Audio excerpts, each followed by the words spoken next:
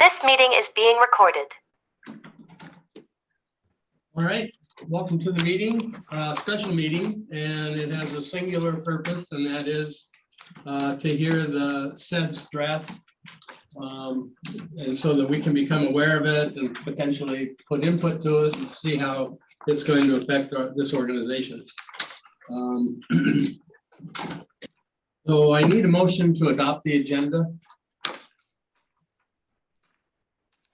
So moved. And a second. This is Jen, second. Okay, and is there any objection to that? All right, that puts us in the presentation. We're going to try to keep this contained to within the hour. It is a rather large document, almost 90 pages, so we won't interrupt with questions to start with, but maybe at key points you could stop and allow a few questions. All right, and Wendy and Brittany are doing this. Shelly and Brittany are doing this. Sorry, Shelly. So That's okay. if I may, before we begin, Ms. Brittany, Ms. Shelly, there behind you, you'll see that I do have the FNSB CEDS website pulled up. Great. So that we can access the document. If you'd like me to go ahead and share that, it'll let everyone know both where they may access the document, plus protocols for public comment, as well as I can access the document. Okay. Will they see this document on their Zoom? As soon as Ms. Wade tells me to share Okay. screen. We can just send a link in the chat. We can, and maybe it's nicer just to see Yeah. all the humans first and just do a walkthrough. And I think Brittany is actually gonna kick us Oh, off. I don't have too much of a kickoff here. This meeting really came at the request of after the last Board of Directors meeting. We were talking about the CEDS process. We did ask Chair Bell to wait until we had a chance to get this out on the streets. And so my understanding of the conversation is to go through the document, see what we've been working on. But also I'd really like to help with whatever conversation that FEDC needs to see how they fit within this, make sure we're capturing the work you are doing. And as I was just telling Chair Bell, as we work towards drafting the next grant agreement, make sure that we're capturing those items in this document and we are all working together in the same direction. So with that, Shelly is our contractor with Agnew Beck. She'll provide us an overview of the document. Jomo did put the link into the chat. You'll be able to see there that there's the executive summary, there's the full document, but then it's also going to be breaking it out by cluster. So while this is a dense document, our intent is to have this be a little bit more nimble and usable for community members to where they can, everything that they'll need for their section of interest will be able to be contained within just a couple pages. They won't have to carry the full 96 page document around, which is still smaller than the 130 some one that we had in 2016. So with that, Shelly, if you want to go ahead and kick us off. Sure thing. Good morning, everyone. My name is Shelly Wade. I'm principal owner of Agnew Beck Consulting, along with 4 other folks, and primarily based out of Anchorage. We also have an office in Boise, Idaho, of all places, and also do business all over the state. And I grew up in North Pole, so it's always great. I went to UAF. So always nice to be back home. Dan, good to see you. I'm working with Dan on a totally other project, different project. But yeah, so very exciting to have been working on this effort along with the several other projects in the borough. So I'm going to give you the high-flying overview of the CEDS, and as an introduction to help guide your review, as mentioned, yeah, it is a dense document.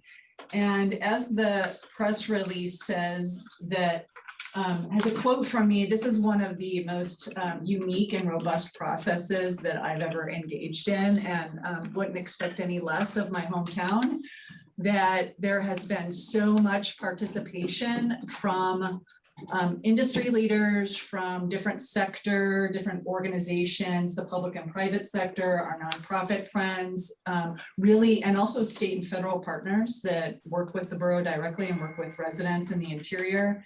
And so this has been a really a very dense and robust process. And so we want to first orient you to the fact that the public review draft went out on Friday and the deadline for comments is Friday, June 10th. Over the next month or so, our intention, as Brittany mentioned, is to ensure that this is easily accessible to all stakeholders. So taking out these sections by agriculture, by energy, by mining, all of those individual sector overviews that include what we call mini SWOTs, or strengths, weaknesses, opportunities, threats, and also key goals, strategies, and actions for each sector. We're pulling those out individually and making those quickly accessible for you. No matter what your interest is, you should be able to find it easily on our project website. So that tool is coming forth, and what we also intend to do with that is go back to the folks that have talked with us throughout this process. So again, whether you're an energy stakeholder or industry leader or agriculture or any other, that we're coming back to you and saying, hey, we're ready to get your input. We heard a lot from you. We've put it all together in this document. We need your response. And so we were talking with Evan earlier that he's engaging with the Interior Alaska Food Network later this week. And that's an excellent opportunity to take the agriculture section of this CEDS and shop it to those folks. Did we get it right? What is missing? What would you include instead? What would you revise? And so we do have this nice process plan to not go dark and quiet over the next 30+ days, but to re-engage a lot of the friends that participated in developing this really kind of amazing process and document. So as you're opening this and thinking through it, we do have an introduction that gives you we have an executive summary that's also on the website. So that is available as the short sneak peek if you want the short version of what to share with folks, to at least what their appetites as they're engaging with this, maybe some of them for the first time, I hope not. But then there is the full draft, and the introduction, I won't go through that in detail. That gives you a lot of great information about the purpose of the CEDS, what does the CEDS include, who developed the CEDS, which is primarily, industry partners and residents and all of you. How was it developed? We do a very detailed walkthrough of the process that included, of course, the Interior Alaska Economic Summit that we did way back in February, when I feel like every time I come into town now, it's snowing. And it was a blizzard the day that I arrived for the Economic Summit. I'm bringing it from somewhere. I don't know where. Yeah. Maybe, hey, Boise had a snowstorm today. That is so true. So at any rate, we had a really amazing summit, which helped us to take those early drafts of the detailed sector analysis. And those were the SWOT, and then those goals, strategies, and actions. And we really tested those, and measures of success. Very important that I not leave that out. We tested those with a lot of different stakeholders, including industry leaders and partners. And you told us again what we were getting right, what was missing, and we went back to the drawing board, and that's now replicated here in the CEDS. And then there's a lot of detail in that introduction too about the structure of the CEDS and when and how the CEDS is updated and how it aligns. We thought it was important to talk about how it aligns with the borough's CIP, the capital improvement program. And then lastly, but not unimportant, is how the CEDS overlaps with other regional documents and other plans. That includes, folks, the fact that your friends and neighbors, so Tanana Chiefs Conference has developed an Interior Alaska CEDS, or a TCC regional CEDS. And so to the best of our ability, we're looking at both of those documents and looking at alignments and opportunities where in categories like workforce development or natural resources or others, or broadband especially is a great example of where there's definitely Interior Alaska, the bigger umbrella label, where there's a lot of similarities. So I will first take us to, I think, the structure of the CEDS. So if you're looking at that full document, and on page 7, gives you kind of the overview of what to anticipate in the full document. So of course, the introduction that I've just shared a little bit about. And then this chapter 2 and chapter 3 is really the heart and soul of the CEDS. And those are the two sections that provide that overarching economic vision for the borough. And then also those key goals, objectives, and strategies by sector that really support that vision. And I'll take us there so that we can get a closer look. But just so you have a sense of what to anticipate there. And again, that's done by sector. We have an overarching SWOT for the borough as a whole, but then again, took this to the next level and provide that industry level SWOT as well. And then the performance measures, again, that is so key and something that I think everybody is okay at this point with me saying what was missing from the 2016 CEDS. And certainly one of those things that was missing, because P.S. this is an update or an overhaul to that 2016 CEDS. That what was missing was that kind of snapshot in time of what are the indicators that will help us understand and tell the story about energy and agriculture and mining and the visitor industry. And where do we want to be in 5 years? So what kind of change and how are we going to measure our success? That component is equally important and is a part of the CEDS. And then chapter 3, the next partner piece is the action plans. And we're going to zero in on those for you folks and look specifically at what actions that tie back to those industry level objectives and strategies, what actions have been identified in this early draft as potentially those that would be led by FEDC. So we have a number of those. I'm going to zero in those in just a moment, but those action plans do take those strategies and break those down even further into kind of digestible chunks and actions that will be implemented by leads and partners in the borough and otherwise. And then we'll have coming forth, not released yet, an appendices that will have a whole bunch of additional background information. I would say that this is not unimportant stuff because it's in the appendices, equally important, but it's the kind of fuller story and context for how we got to the CEDS. We just really wanted to elevate the industry level goals, strategies, and actions so that all of you as partners that are working on this stuff can dig and go deep right away to the things that are most important to you. And so I'll just elevate again that we've made clear where FEDC could be a partner, or could be a lead, or is already leading something. And we need your confirmation. And maybe not just today, but today is a starting point over the next 30, 40 days. Which of those actions make sense and what are we missing for FEDC?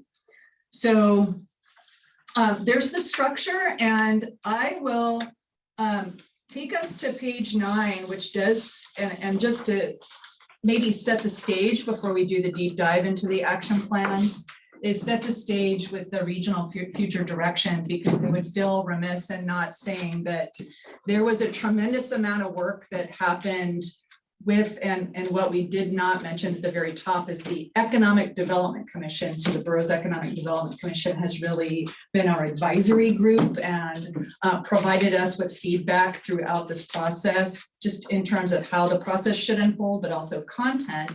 So we did do some visioning with that group early on in the process, and then really refined that through the input that we got during the summit. So we did this really thoughtful exercise, asked people to weigh in on the vision, and that vision is at the top of page 9 there. FNSB is the economic hub for interior Alaska and the gateway to Alaska's Arctic, where dreams and opportunities thrive for everyone. So whether you're a person that loves or hates or is neutral on that vision, you have a chance to weigh in still, and that's the whole purpose of this comment period. But we've landed on this vision from a tremendous amount of input to date. And then you can see, as you take yourself down to the middle of the page and the overarching economic goals, and then Jono, maybe it does make sense if folks are not able to follow along on the document, if we want to pull up the website now so folks can all see that at the same time, and then we could go right to that goals section, and then we could also zero in on, so they're also seeing this? Or they're- he's sharing right now. Oh, okay. Gotcha. Okay,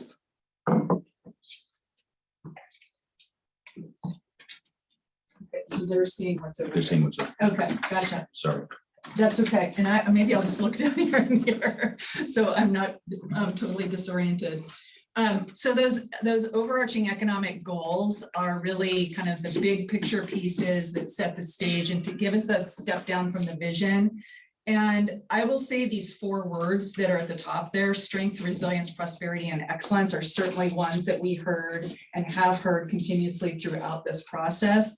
So those kind of elevated to the top as, again, big picture step downs from the vision. And then ultimately, all of our objective strategies and actions by sector live underneath those goals and that big picture vision. So again, invite you to do a deeper dive when you get a chance and look at those goals and do they make sense or not to you. But want to continue our dialogue this morning so that we can go deeper dive with you as FEDC partners and talk specifically about some of the objective strategies and actions by sector. So we, early on again in the process and through the leadership of the Economic Development Commission and their input, landed on a process and a structure for the CEDS whereby we really divided the 2 sectors or 2 kind of buckets of sectors into things we were calling industry clusters and community influencers.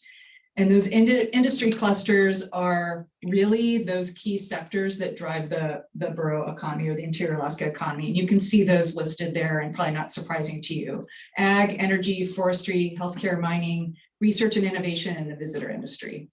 And then equally important are something, and I would just say our team has worked on CEDS throughout Alaska and done some work with the lower 48 on CEDS processes. We have landed on this process, and I think the borough team also landed on this approach where we talk about those foundational pieces, those sectors that very clearly are important and support those key drivers, but are slightly different, have a different characteristic to them. And so those are things like, and they're really necessary for those industry clusters to flourish, but those are things like the stuff that you see listed there in the right-hand column: business development and entrepreneurship, communications, education, workforce development, land use, housing and environment, recreation, entertainment, and transportation. So all of you know these are not light topics. They're also equally dense. And so as such, we've treated them like that in the CEDS. So those 2 pieces really fit together to equal the entirety of the Fairbanks North Star Borough or interior Alaska economy.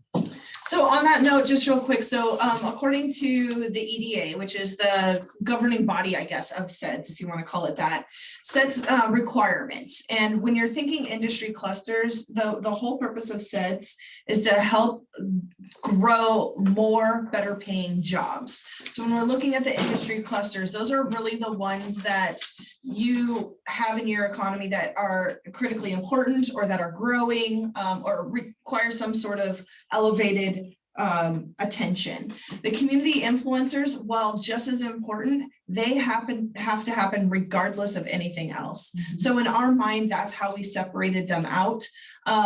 I think the community influencers aspect is fairly new to CEDS. You heard from Nolan a couple of weeks ago with the state CEDS, and they're taking a similar approach as well. So this is starting to become a new, I don't want to say standard in CEDS, but I think you're going to start seeing this approach more increasingly.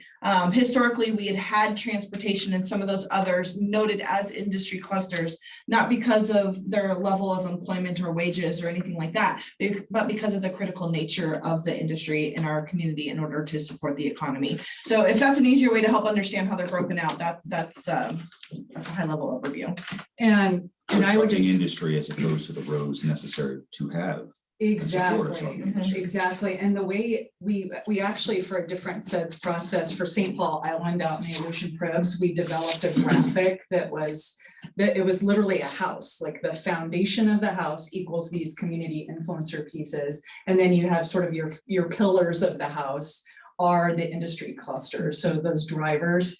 So appreciate that was great additional input, Brittany. And maybe just as a quick reminder again, and I feel like we're talking real fast, so I'll definitely, And we're I'm already also at 12:20, looking, so- yeah, I'm Otherwise, looking. we're gonna have to- Yeah, we can cruise along, and that's really important though to understand this big picture regional directional stuff, and also how the CEDS is structured is going to make this much easier for you to dive in as an industry partner and as economic development leaders for the community. But just as a quick reminder, the CEDS is about creating strategies and actions and really supporting economic resiliency and getting you to a place where you have a suite of actions that you can select from to be adaptable and nimble, so that when things like a global pandemic come along, you have some tools in your toolbox to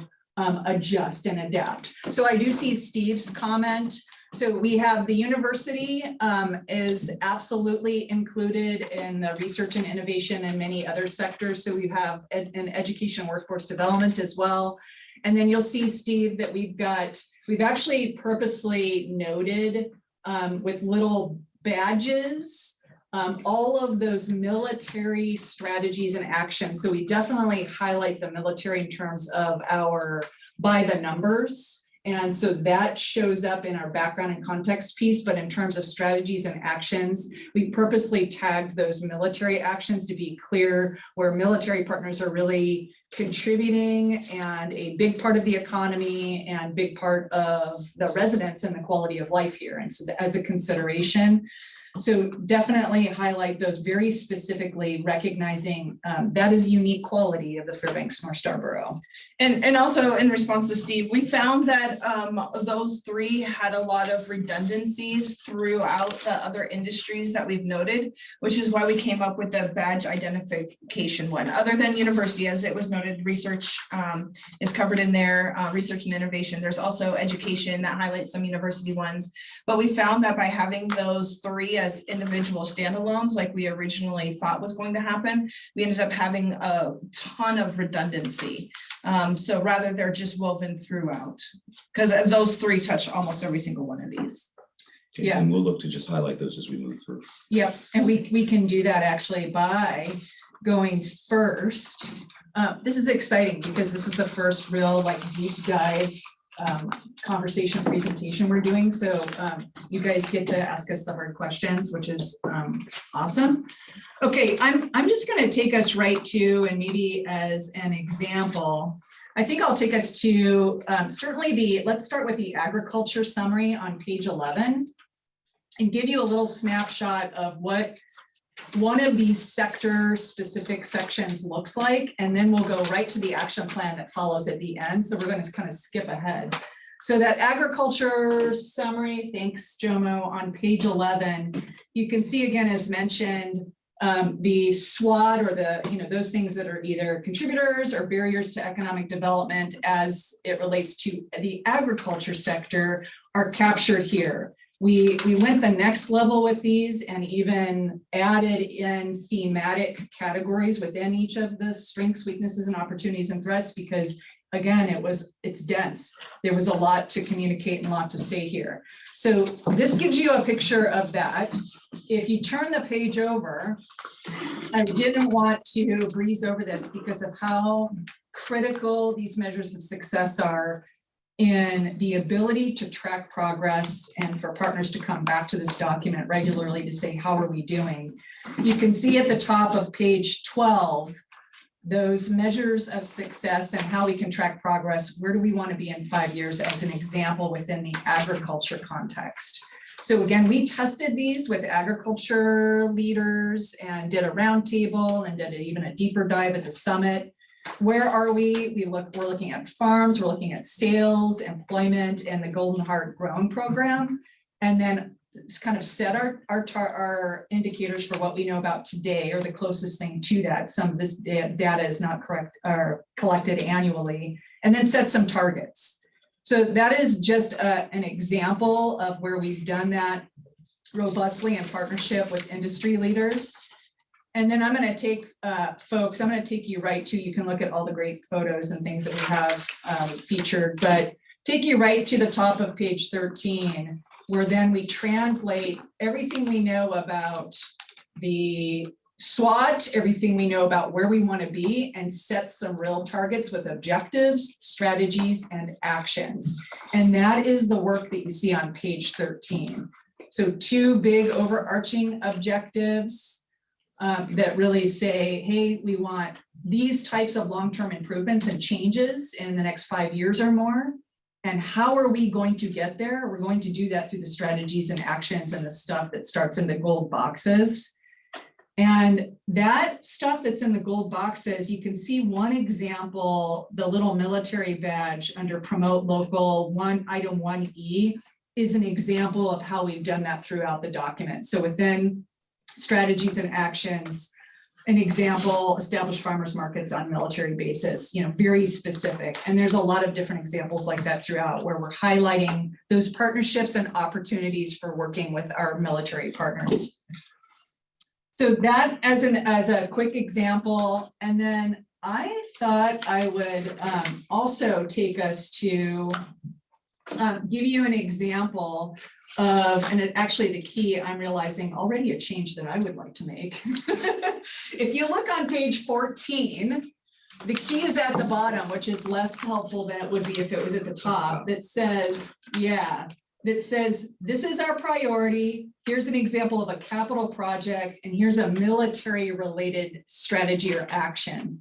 So note to self already that we want to put that key at the top, but you can see one of the other critical decisions we made during this process was, especially coming on the heels of so much funding coming into our state, coming into the interior, recognizing we needed a quick and easy way in a CEDS document to identify capital projects. So getting that question, we do a grant symposium that Senator Murkowski sponsors, and it's this amazing thing.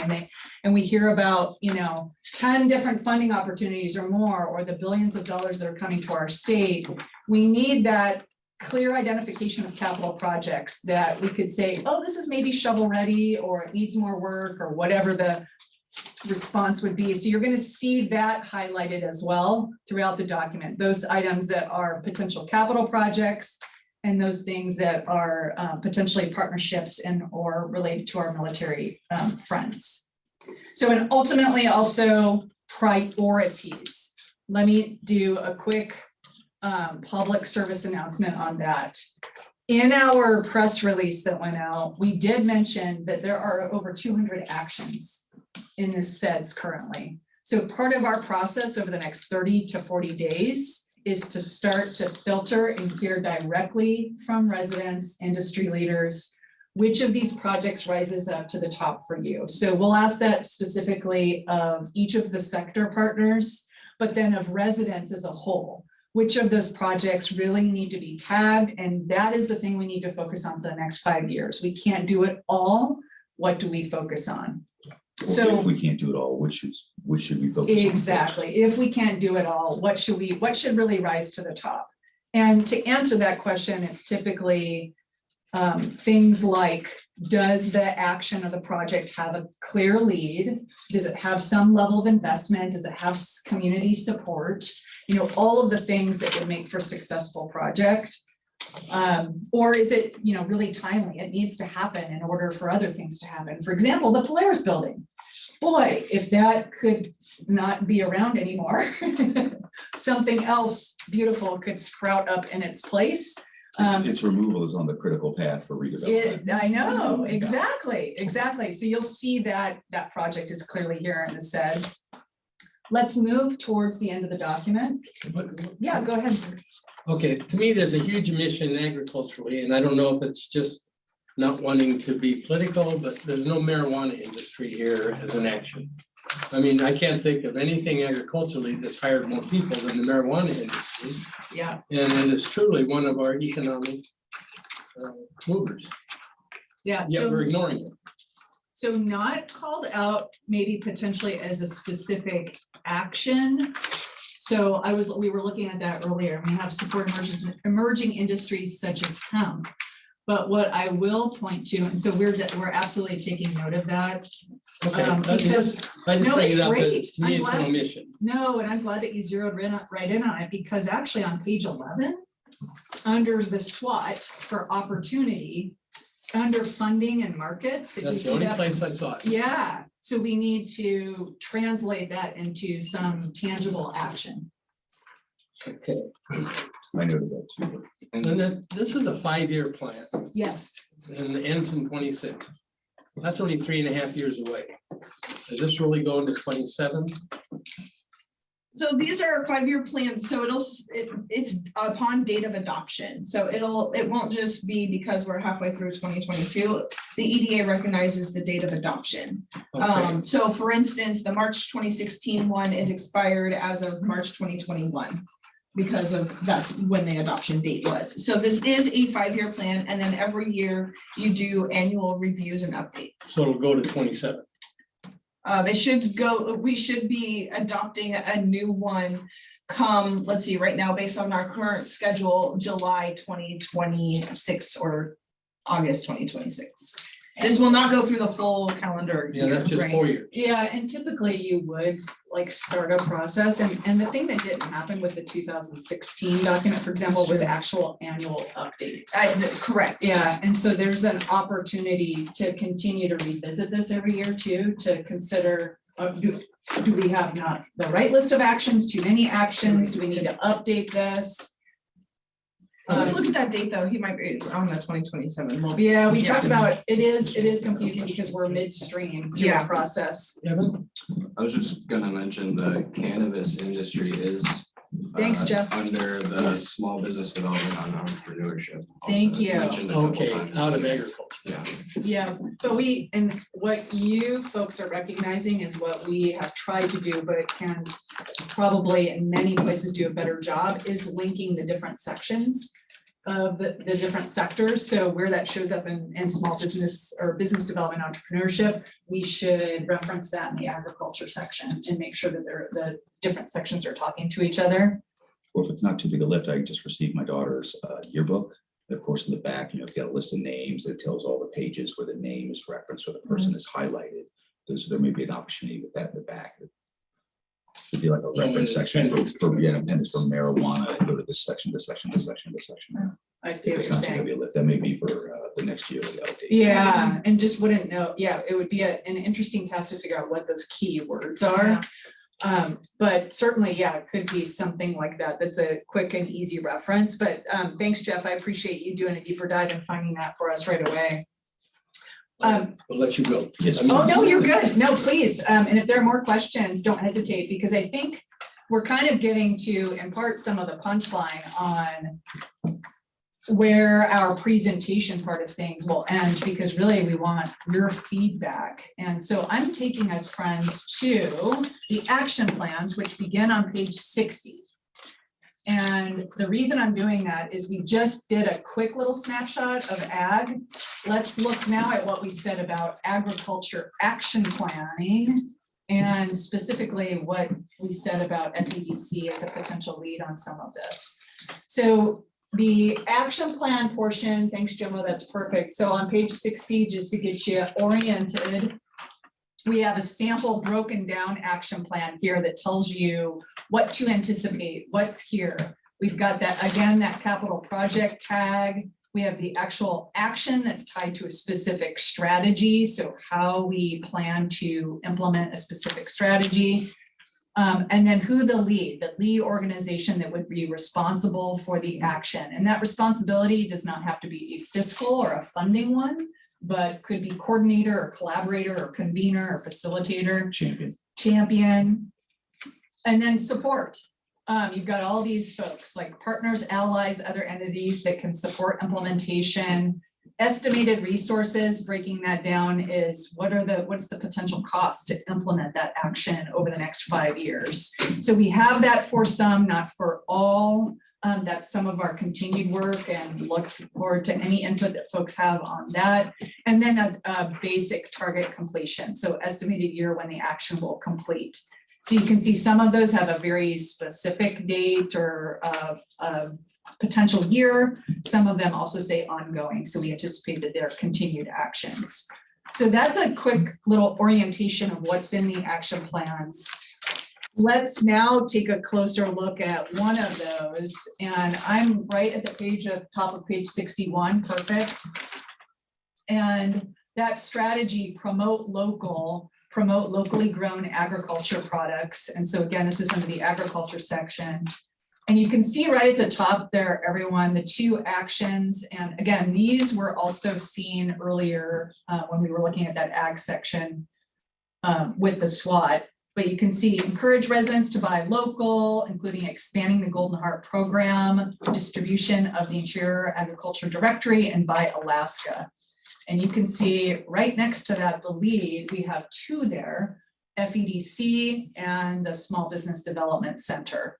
And then, you know, there's your best friends, the Interior Alaska Food Network as a support, and the Grange, and then estimated resources, sort of a question mark, and target completion is really ongoing. But you see there, and in a few other places within the document, you'll see the lead is FEDC.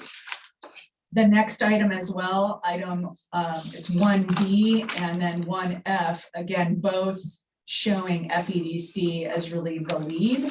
So you can see that 1B, encourage event organizers, restaurants, and schools to increase reliance on locally grown foods.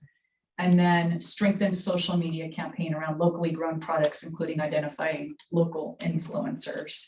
So we see FEDC knowing our conversations with you folks, knowing what your charge is, what your mission is, the work that Evan does, all of that together landed us here. The question here and then other places throughout will be, where else, you know, should FEDC be identified as a clear lead and or partner on any of the implementation items here? So I will press pause there for a moment, because there's another section where there's clearly, you know, FEDC we have as multiple areas of lead, but I wanted to I know that's a lot for folks to digest, and what questions are surfacing right now? So if you don't mind, Mr. Chairman. So everyone, again, I have muted you all just so we could walk through. But again, if you would like to take yourself off of mute, you may, to ask any questions, if you have any comments, or of course you may post it in the chat box. We're monitoring that as well. Well, I have a comment, and from FEDC's, we can meet with these, the support and those, and ask what we can do to assist and make their action happen. And I can see that as a role FEDC could maybe enhance what we're doing. Yes, sir. I noticed that with, say, with a number of those, say like the letter G, Yeah. SNAP and WIC. Again, right now, lead is the farmers market itself, but I'm not sure exactly what their capacities are. Mm-hmm. You know, but of course, we generally help with making those kinds of connections and support those discussions. Great. Yeah, and that's actually the perfect example, Bert, of going through and saying, okay, this is where FEDC could maybe elevate our game and where we can take more ownership of an action, or it really aligns well with the work that you're already doing, or whatever that is. And then ultimately, as you're thinking about like how your various investors and friends can help support you, it's by looking at this, and you can say, this is how we will build upon the work that we're already doing, or this clearly articulates for us in a regional document. Yeah, I see Steve's hand. Go ahead, Steve. Oh, thanks, Bert, and Shelly, thanks for this. So I'm looking through the document, and I apologize. This is the first time I've seen it. I've been out of state for the last 2 weeks, but I'm curious: is there an executive summary or some sort of a overall document summary that would state the if we achieve all these goals, what the overall economic impact would be? I'm seeing it individually in the individual areas to some extent, but in terms of dollars, for instance, If we're successful, what would this mean to our local economy financially? Am I missing that, Shelly? We do have an executive summary that provides a snapshot and overview of the document in its entirety. It looks like Jomo's got it up here right now. The answer to your question is more complicated, Steve. I think you do, collectively, we could probably, and I actually like the direction that you're headed, and it may be an addition of looking back through all of our measures of success and providing one snapshot list of indicators that kind of says like overall what we were anticipating with jobs, overall what we're anticipating with revenue generated. So we don't have that in any one like packaged, easy to digest place, Steve, right now. So I think it's an excellent question. We are doing an even deeper dive on some of these projects, have done that. They're actually on the project website and looked at potential we've actually done the economic analysis. So it's less of a guess and more of an informed input output model analysis. The real deal to look at the potential of the Polaris building, both demolishing the building and the potential redevelopment. So what revenue will be generated by both of those big projects. We also did that for the IGU phase 2 build out and Pearl Creek water and sewer infrastructure, water Water line, extension. Bringing the water line in. Yeah, but I like the direction that you're going, and I think that's totally feasible to do that in one like succinct. To basically, it's tying together the measures of success into one snapshot that says, through this work, we aim to generate X number of jobs and X revenue. It's not all apples and oranges because of the data, the quality of the data that we have for some indicators and some and really stellar for some and not so stellar for others. But I think it's a great idea and something that we could add that would add value to the product. Well, because for some of these we do have is like concrete goals, move. There's one, I'm pulling up one now. I believe it's under the yes. They're measures of success. Yep, and so we're calling those targets. So I think what Steve is saying is like, what if we had all those targets in one place? And then quantify. Yeah, the estimated and impact. yeah, and said in total, by industry, but in total, here's what we're anticipating with jobs and with dollars, because at the very beginning we say that's what a CEDS is all about. So we should be able to articulate that in one clean place. So I really appreciate that, Steve. Thank you. Yeah. Is there ever any kind of a focus on things like senior retention? So those that have been successful and leave are taking a huge drain out of our economy. And is there any kind of a focus here that recognizes that and somehow tries to get that back, creating a community that doesn't lose people? Yeah. Yes, so it is in the, you're right, because it is in one of the overall ones. So one of the coming appendices is a situational assessment. And what that is more of like okay, we have this lofty goal of where we want to go, but where are we right now? What's happening right now? So if you go to the website, and under the appendices, maybe we don't have them posted here. Maybe it is just in the main document. So the page of the appendices, and they are coming, is page 7. So there is the appendix C is the situational assessment. And that does highlight some of those kinds of things about our population and whatnot. I don't recall any specific strategies coming. I think workforce. So can I step in? Yes, go for it. Okay, yes, education and workforce development. So if you look at page 49, we just had I think one of the richest discussions with education, workforce development, leadership, like from the university, from the school district, from the job centers, all were around the table and basically suggested that we just completely need to do business differently with our engagement with young people to really recruit them and retain them. And so a lot of that work you can see here is part of it is in strategy number 2, educational foundations. And so that is the educational piece from birth to 18. And then you see the piece right before that, which is strategy number 1, is making those connections between those employers and sector leaders and the school district. And so there's a better connection there in terms of like what is the specific skill or thing that you need that and engaging young people. This was the message, engaging young people earlier. So that is like definitely at the high school level or even earlier in talent and skills, and what does that mean, and how does that translate, and how is that relatable to a job environment. But those young people also have to see things like recreation and entertainment. So that's a whole other piece of the set. So the full comprehensive pictures of that is there also needs to be recreational and entertainment opportunities here where they see themselves like, it appeals to them. It's a thing that they enjoy or like. And related to that was the need for indoor recreational opportunities. So And I think said it's- senior, Yeah, I meant old parts. Yeah. so what you didn't, Yeah.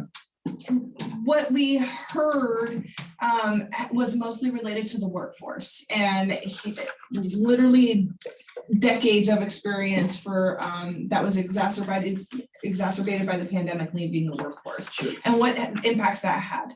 There was some conversation regarding the need for senior facilities, assisted living, places for people to stay and retire. One point that you mentioned was their loss of capital, like leaving the state. That didn't necessarily come up, not to say that it couldn't. That is definitely something that we could consider. Along with that line of what that does, at least with my borough hat on, is there's the state mandate for senior exemptions with no, that's made up somewhere, right? So if you mandate the exemptions with no funding to support that, that then puts the burden on the rest of the community that doesn't qualify for those exemptions. So some of those points did come up. I think there is some stuff regarding gaps in coverage, specialty care. There's item Maybe number this is, 3. if I may, maybe this is somewhat a bit like the military, where again, there's a lot of stuff that is dual use, say quality of life, that it doesn't really matter what age you are.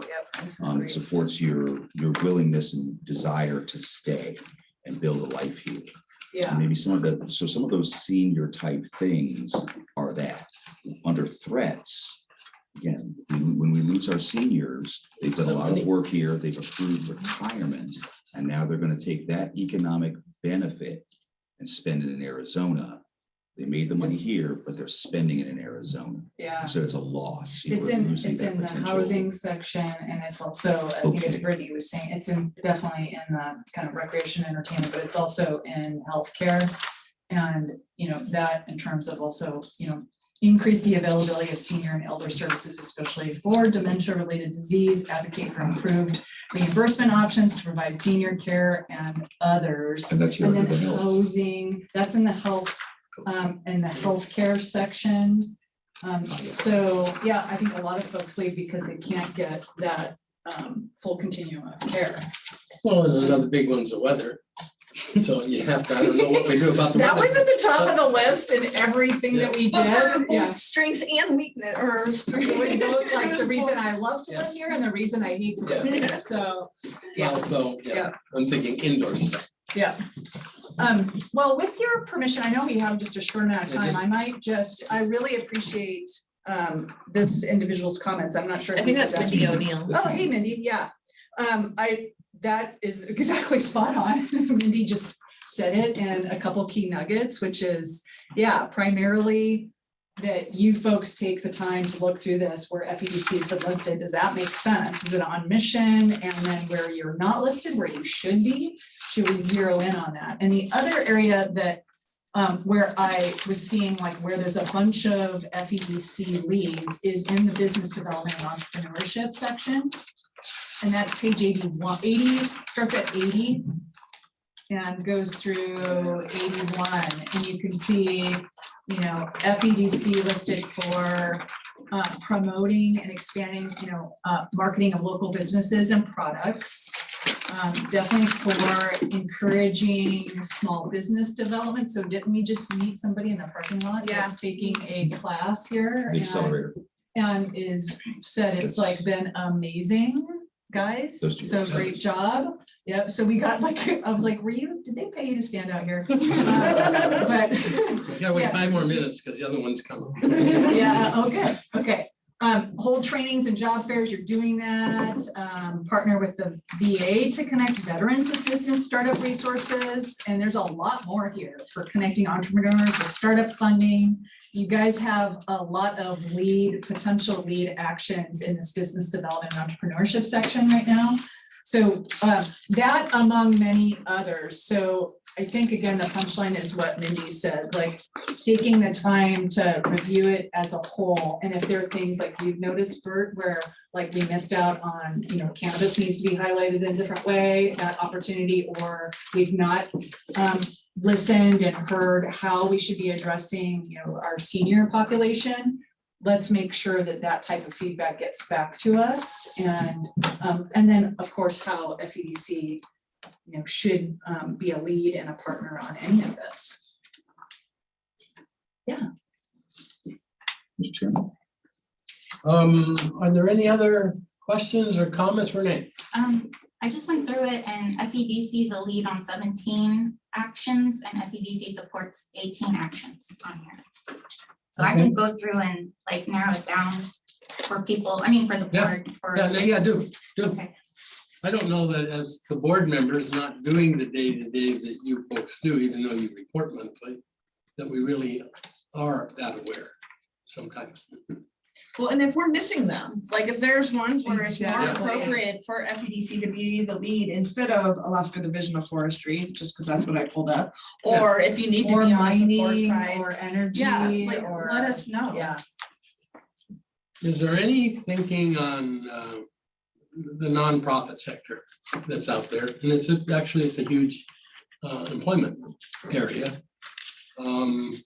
What to do to enhance that? For instance, I'm on a board that's raising an endowment for charitable future, for that kind of a thing that, because I think we have to accept that there's always going to be those in need. Plus, we've got the whole arts sector and that need some kind of support or ways to, I know there's one group that we're doing that's it's creating money for the future or nonprofit. But to me, it's just another economy. It may sometimes drain, but it also is an economy. Absolutely, and our community is unique in the sense that with our limited jurisdictions, we do jurisdictional authorities. In many instances, we rely on the nonprofit sector to provide the services that our local government can't and the state may or may not be offering. So that's an interesting point. Well, and I would say, And again, this Good probably place. enters weeds in here. oh, yeah, and well, and I think where it does, especially is with, when you look at the action plans and you see some of your local nonprofits or regional nonprofits as leads or partners on many of these actions. So where they've been identified, they then also have this as a tool to go to a funder or investor and say, Yeah. this is a, this is a regionally supported document. It's been adopted by the Borough Assembly. We need money to be able to do this because we have all this support, but we lack X resources, or we already have investment from local whoever, but we need some additional support, federal partner or state partner. And you'll So, see yeah. right now, our estimated resources is TBD on pretty much everything unless it's a capital project, I think. And even some of our capital Yeah. projects are needing some assistance. The ideas are there.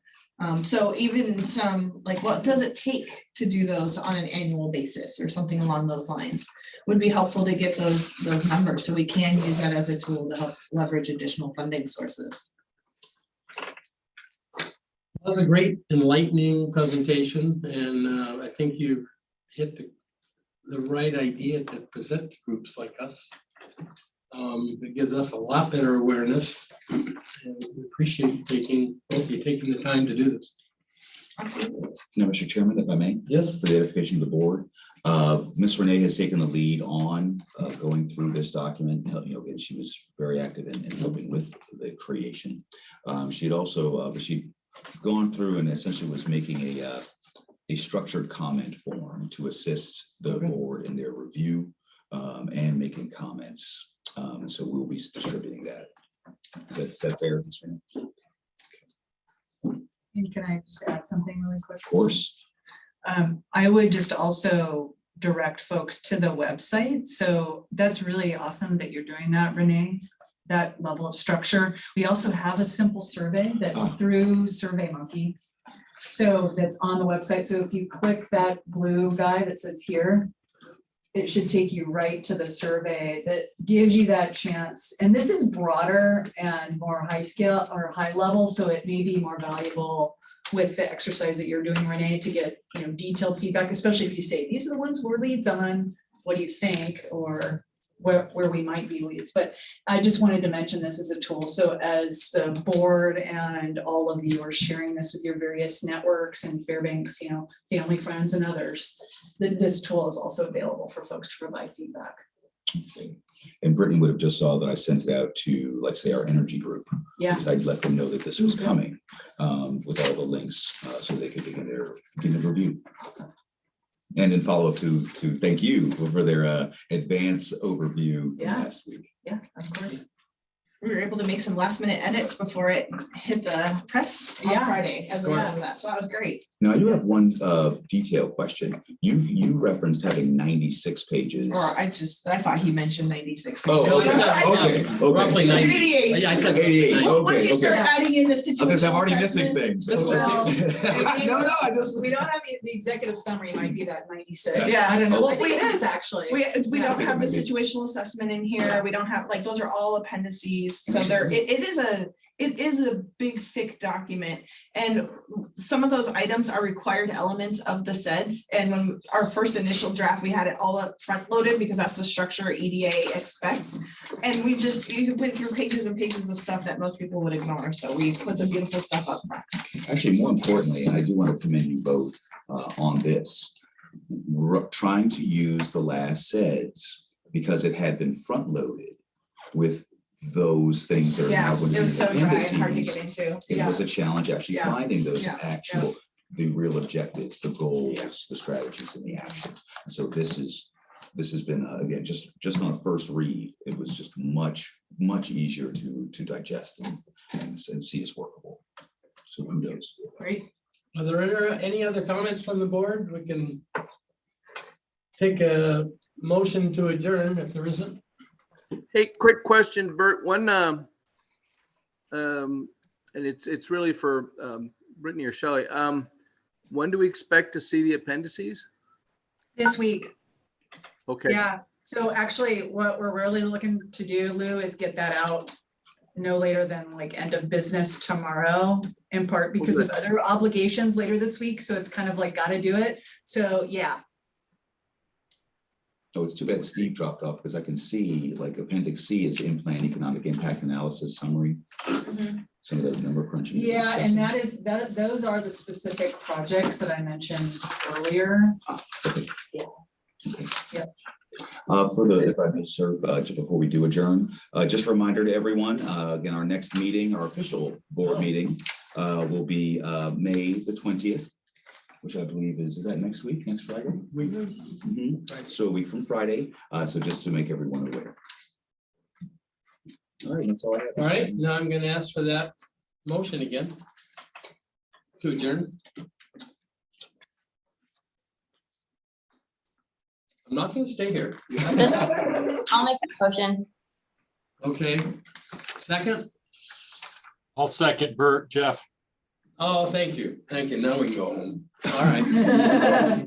All right, this meeting's adjourned. Thank you, guys. Thank you, everybody. Appreciate your time very much for coming to the special meeting. It's so weird because normally I'm the one that does all those on the boards I'm on. Like, let's get this moving. And then I'm like, I don't know. I don't know.